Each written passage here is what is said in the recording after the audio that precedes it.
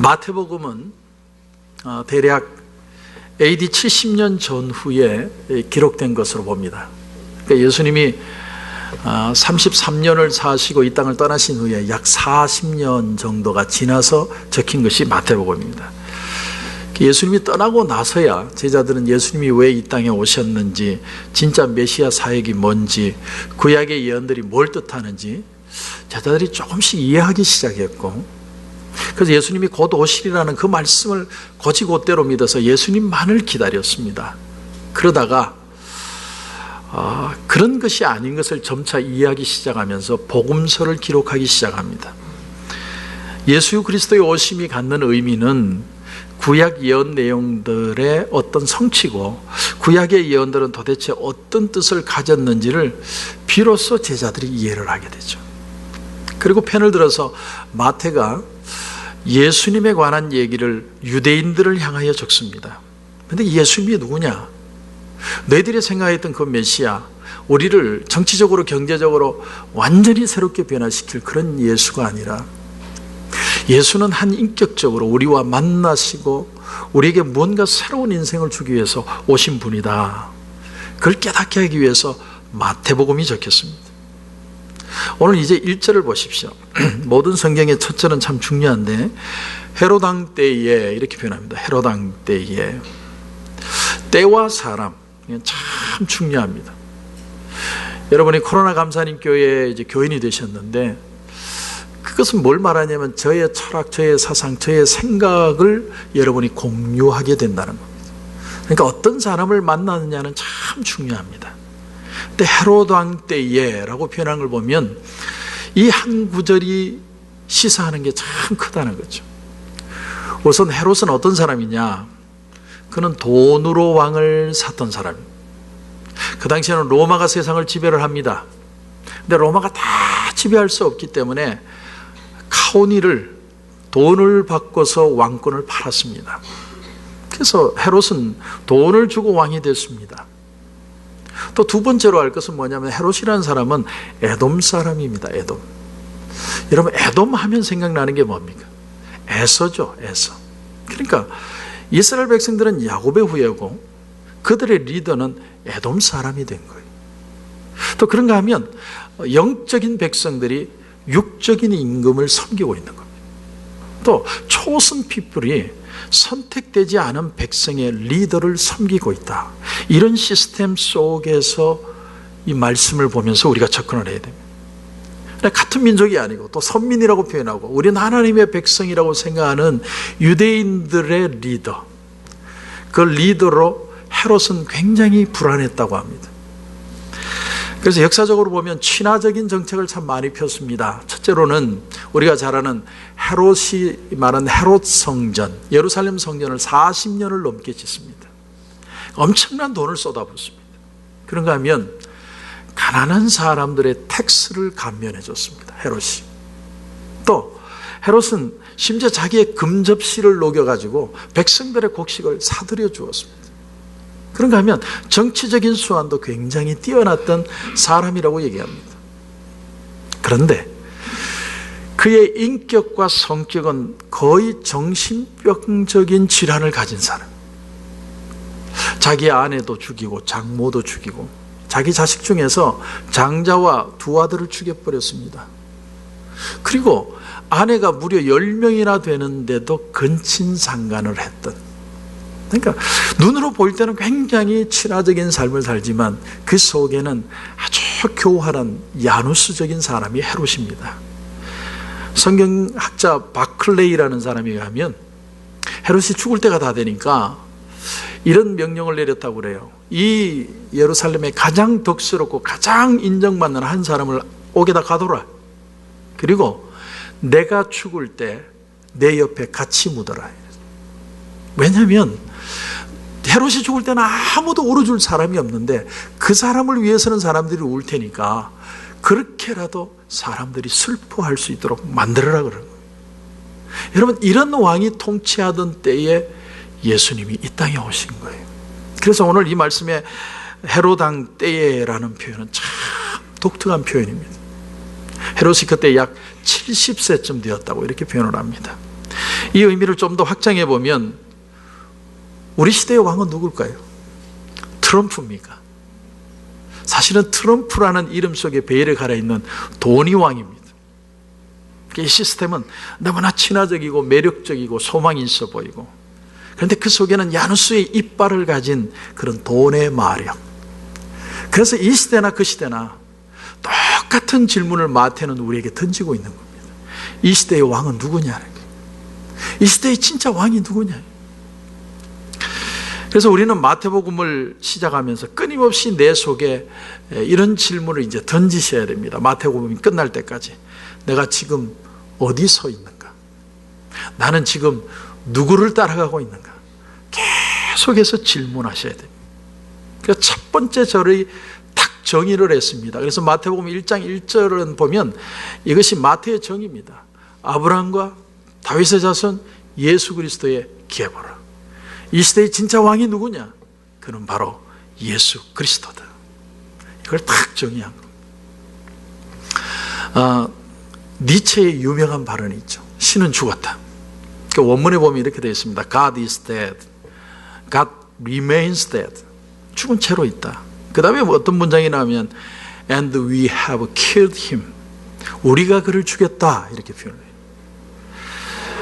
굉장히 우리가 볼 때는 반신앙적이고 무신론적인 발언인 것처럼 우리가 느껴지지만, 그런데 니체가 이런 발언을 했던 의도가 뭔지를 우리가 좀 알 필요가 있는데, 이건 인간의 명분을 하나님에게서 찾으려는 시대는 끝났다, 이런 뜻이에요. 인간의 명분을 하나님으로부터 찾으려는 시대는 끝났다. 무슨 말이냐면 하나님이 하라고 하시니까 하고, 하나님이 하지 말라면 안 하고, 그런 시대가 아니라 사람이 스스로 이유를 찾아야 되는 시대가 도래했다는 거예요. 이 말은 데카르트도 마찬가지입니다. 데카르트가 코기토 에르고 줌 이런 단어를 썼어요. 이게 뭐냐면 나는 생각한다, 고로 존재한다는 거예요. 무슨 뜻이냐면 생각하는 나 외에 모든 건 다 부정해 보자는 거예요. 그리고 내 생각 위에 파운데이션을 가지고 다시 틀을 잡아보자는 거예요. 그게 코기토 에르고 줌입니다. 중세시대에 하나님은 죽었다는 거예요. 무조건 복종하고 무조건 따르기만 하는 인격적인 관계가 없는 그 하나님은 죽었다는 거예요. 그런데 하나님은 이젠 죽었다라는 거예요. 사실은 종교개혁이 여기서 시작이 되었어요. 그냥 무조건 의미도 없이 복종하는 하나님이 아니라 살아계신 하나님을 다시 만나야 된다. 그게 바로 종교개혁이죠. 이번에 태영호라는 전 주영 북한공사가 여러 가지 말을 했는데 그 중에 참 제가 의미 있게 다가온 말이 이겁니다. 그렇게 박근혜 대통령을 하야시켜야 된다고 거의 전 국민이 일어나는 것처럼 난리를 쳤는데 나라는 돌아가더라라는 게, 나라는 돌아가더라. 그게 너무 신기하더래요.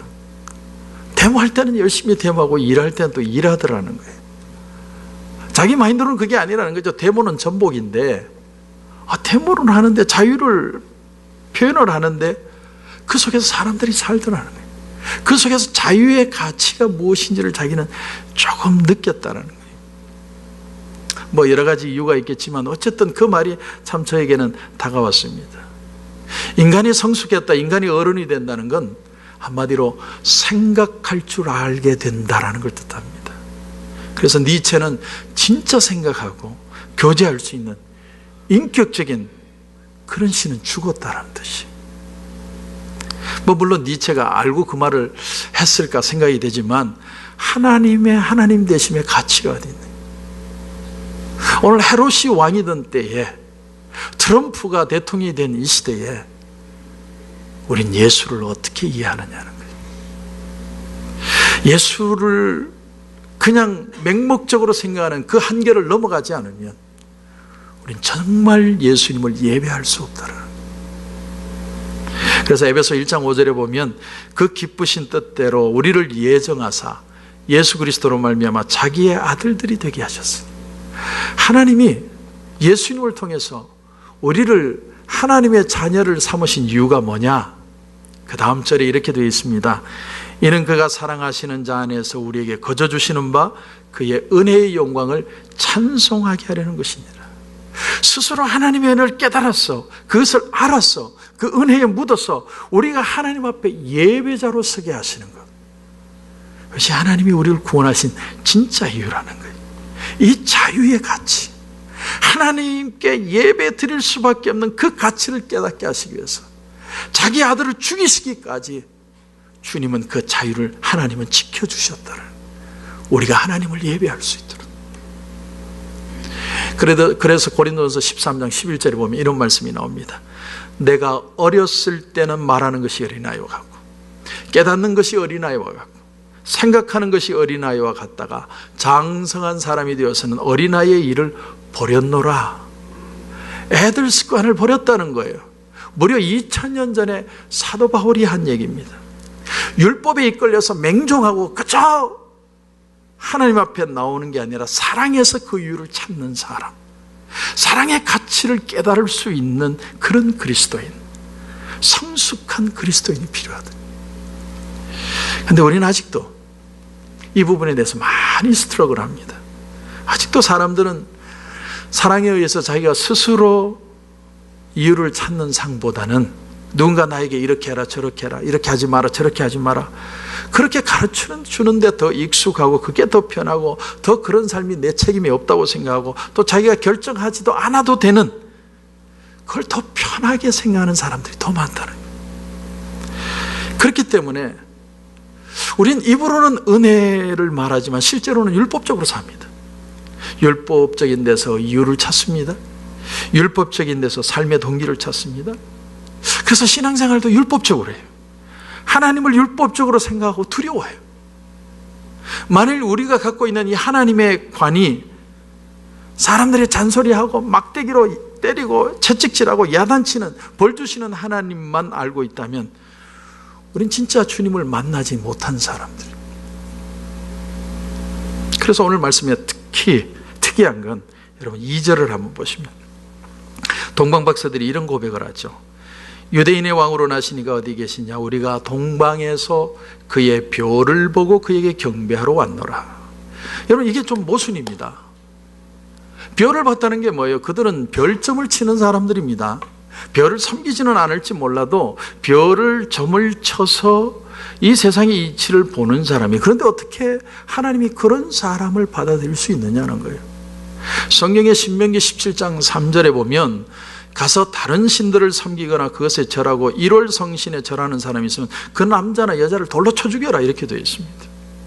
그런데 그런 하나님이 적어도 별을 보고 뭔가 예측을 해서 야, 큰 인물이 나겠다, 어쩌면 그들이 그런 관점을 가지고 성경을 뒤졌는지도 모르겠습니다. 그러다가 성경 한 부분에 부딪힌 거죠. 성경 민수기 24장 17절에 보면 한 별이 야곱에게서 나오며 한 규가 이스라엘에게서 일어날 것이다. 아, 그렇구나. 메시아가 별이구나. 저 별의 미닝이 메시아를 말하는구나. 그래서 그들이 동방에서 왔다는 거죠.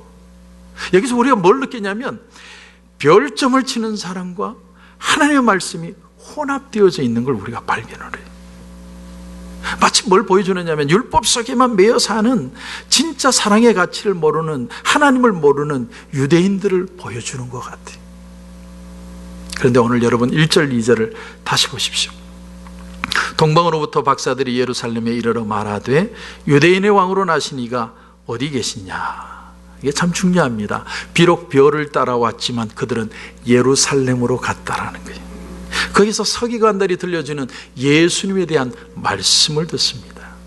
뭘 말해주느냐면 별을 보고 별이 어느 정도 그 지도를 받을 수 있는 별이 인도를 했지만 그러나 가장 확실한 지도는 하나님의 말씀이 하셨다라는 거예요.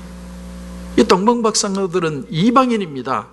그들에겐 율법도 없고 선지자도 없어요. 하나님을 알 수 있는 방법이 하나도 없습니다. 오로지 그들이 알고 있는 건 별을 보고 관측하는 것밖에 없어요.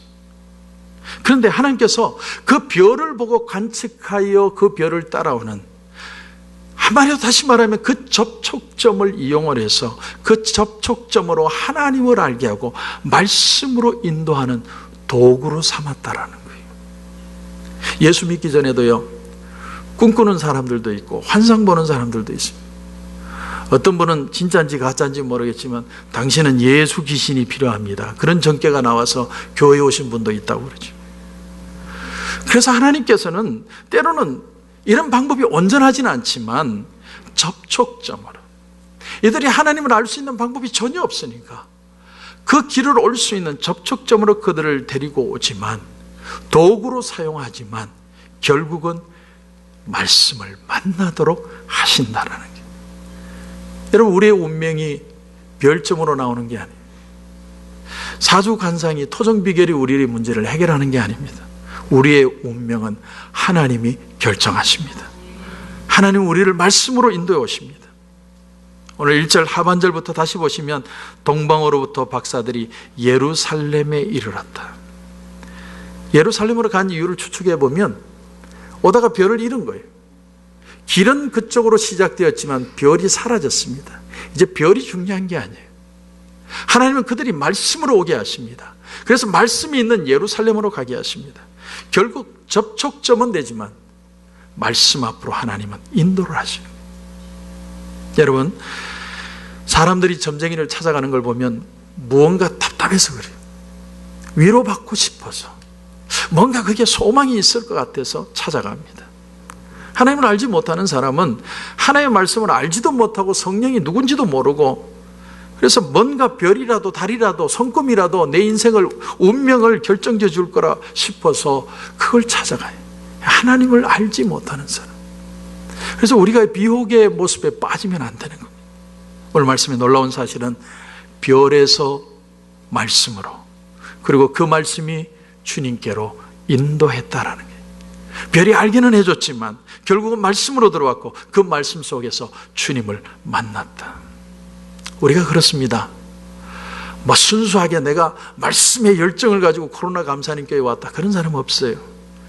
지나가다가 교회 십자가 간판 보고, 혹은 교회 음악이 너무 좋아가지고, 혹은 애들 라이드 해주다가 라이드만 하다가 궁금해서 우린 교회를 그렇게 들어옵니다. 근데 어떤 식으로 왔든 우리가 말씀을 듣기 시작하는 그 순간이 하나님이 주시는 찬스라는 거예요. 하나님의 말씀을 들을 수 있는 기회로 여러분을 인도해 오셨다는 거예요. 이전에는 내가 병을 낫고 싶어가지고 이런 문제 저런 문제가 있어서 지푸라기도 잡는 심정으로 하나님의 말씀 앞으로 왔을지 몰라도, 이제는 하나님의 말씀을 통해서 제대로 배워야 되고 마음이 열려야 되고 주님을 만나는 회심의 역사가 반드시 일어나야 될 줄로 분명히 믿습니다. 근데 또 하나 여기서 볼 수 있는 사실이 뭐냐면, 예수님이 탄생하던 때에 그때가 헤롯 왕 때인 것처럼 또 하나 여기에 놀라운 사실은, 별을 접촉점으로 말씀 앞에 와서 말씀을 깨닫는 사람이 있는가 하면, 평생 말씀을 연구했는데도 주님을 인격적으로 못 만나는 사람들도 있더라고요. 헤롯 왕이 대제사장과 서기관들을 불렀어요. 서기관은 알기는 귀신같이 하는 사람들입니다. 미가서 5장 2절을 딱 펴서 베들레헴에서 이스라엘의 목자가 납니다 보고를 합니다. 우리가 여기서 뭘 하나 깨닫느냐면, 말씀에 대한 해박한 지식이 사람을 변화시키는 게 아니다. 알기는 귀신같이 알아요. 성경 성자도 나오기 전에 성경 암송 구절이 줄줄줄줄 나올 수 있는 사람들이 있습니다. 그런데 예수님은 아직 못 만난 사람이 있을 수 있다. 말씀을 많이 알고 많이 외우는 것이 예수님을 알게 할 수는 있어도, 변화는 주님을 만나야 돼. 주님과 부딪혀야 돼. 오늘 주님을 인격적으로 만나는 역사가 우리 가운데 일어나기를 주님의 이름으로 축원합니다. 데카르트가 말하는, 니체가 말하는 접촉점이 있습니다. 너희가 믿는 하나님 죽은 하나님 아니냐? 주여, 그렇습니다. 내가 죽은 하나님으로 지금까지 예수를 믿었습니다. 그러나 오늘 이 아침에 살아계신 주님을 다시 만나게 하여 주시옵소서. 여러분, 오늘 말씀의 9절도 한번 보십시오. 9절. 박사들이 왕의 말을 듣고 갈새 동방에서 보던 그 별이 문득 앞서 인도하여 가다가 악이 있는 곳 위에 머물러 서 있는지라 그들이 별을 보고 매우 크게 기뻐하더라. 말씀을 붙들었는데 별이 다시 나타납니다. 근데 놀라운 건 이전에 동일하게 보던 별이 아니라 그 별을 보는 느낌이 달라졌어요. 옛날엔 별이 제일 중요했어요. 별 앞에 제사라도 지낼 판입니다. 근데 이제 기쁨의 이유가 달라졌습니다. 그렇습니다. 우리 속에 참 기쁨은 예수를 다시 아는 데 있고 예수를 다시 만나는 데 있습니다. 인격적인 예수를 만나지 못하면 진짜 기쁨은 우리 속에서 나올 수가 없어요. 그래서 이들이 별을 보고 매우 크게 기뻐하더라. 여러분, 헬라어나 히브리어에는요 최상급의 표현이 없어요. 경상도 말로 억수로 기뻤다 이런 표현이 없습니다. 그래서 최상급의 표현을 할 때는 반복법을 씁니다. 기뻐하고 기뻐하더라. 이 표현은 뭐냐면 정말로 기뻤다는 거예요. 정말 최고의 기쁨이 있었다 이런 뜻입니다. 주님도 어떤 말씀을 하실 때는 내가 진실로 우리말로 하면 이거 억수로 중요하대. 그리고 예수님이 말씀하시는 거예요. 기뻐하고 기뻐했다는 건 너무너무 기뻤다. 그리고 그 다음 절에 그 기쁨이 어떻게 표현이 됩니까? 여러분 11절을 보십시오. 11절. 집에 들어가 아기와 그의 어머니 마리아가 함께 있는 것을 보고 엎드려 아기께 경배하고 보배압을 열어 황금과 유황과 몰약을 예물로 드리니라. 이겁니다. 진짜 기쁨은요 말씀 속에서 주님을 만날 때 일어나는 것이고, 주님을 만나는 감격이 있는 사람은 주님 앞에 예배자로 서게 된다라는 거예요. 여러분, 예수님이 인간에 불과하다면 존경할 수는 있지만 예수님을 예배할 수는 없어요. 공자를 존경을 하지만 그 제자들이 있었지만 공자를 예배하지는 않았습니다. 불교에서 석가모니의 철학을 따라갔지만 존경을 하는 제자들은 있었지만 석가모니를 예배하지는 않습니다. 이슬람에서 모하멧을 선지자라고 표현은 하지만 그 모하멧을 예배하지는 않습니다. 그런데 기독교는 예수님을 믿고 예수님의 말씀을 따르는 것뿐만이 아니라 예수님을 예배하는 거예요. 엎드려 절하세, 엎드려 절하세, 엎드려 절하세, 구주 나셨네. 예수님을 경배하는 거예요. 경배. 이게 성탄절입니다. 성탄절. 동방 박사들도 예수님을 경배하고 베드로도 예수님을 경배했고 도마도 예수님을 만난 후에는 나의 주 나의 하나님이십니다 예수님을 경배하고, 예수님이 부활하신 다음에 막달라 마리아도 예수님을 예배하고, 예수님이 승천하실 때 제자들이 예수님을 예배합니다. 오늘날도 마찬가지예요. 우리는 예수님을 경배하고 하나님 아버지를 경배하는 거예요. 오늘 크리스마스인데 크리스마스 날 우리는 어떤 기쁨이, 행복함이 있을까? 가장 큰 기쁨은 예수님을 예배하는 기쁨. 지난주에 12월 19일자 유세인조의 신문을 보고 저는 참 많이 놀랐습니다. 왜냐하면 한국에서 인구 센서스를 했는데 인구 센서스의 결과를 발표했어요. 종교에 대해서. 그런데 개신교는 전체의 19.7%, 967만 6천 명. 불교는 15.5%, 761만 9천 명. 한때는 기독교인들이 천주교로 다 빠져나간다고 생각했는데 천주교는 7.9%, 389만 명으로 집계가 됐어요. 놀라운 건 뭐냐면 2005년부터 2015년까지 총 인구가 270만 명이 증가를 했는데 개신교 인구는 123만 명이 증가를 했고, 불교는 297만 명이 오히려 감소를 해서 처음으로 기독교와 불교가 순위가 뒤집어졌습니다. 기독교가 1등을 했어요. 카톨릭은 112만 5천 명이 줄었습니다. 물론 거기에는 종교를 가지지 않는 무신론자들도 많이 생겼다는 내용이 나왔습니다.